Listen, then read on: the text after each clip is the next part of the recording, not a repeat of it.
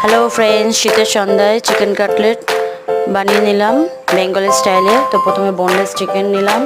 তারপর একটু আদা, রসুন, পেঁয়াজ, লঙ্কা, ব্রেড ক্রাম্বস, জিরে, গরম মশলা সব কিছু নিয়ে ব্লেন্ড করার পরে তার মধ্যে অল্প একটু পেঁয়াজ কুচি, লঙ্কা কুচি, নুন, স্বাদ মতন লঙ্কার গুঁড়ো, গরম মশলার গুঁড়ো, জিরে গুঁড়ো, সয়া সস একটু মাইনেট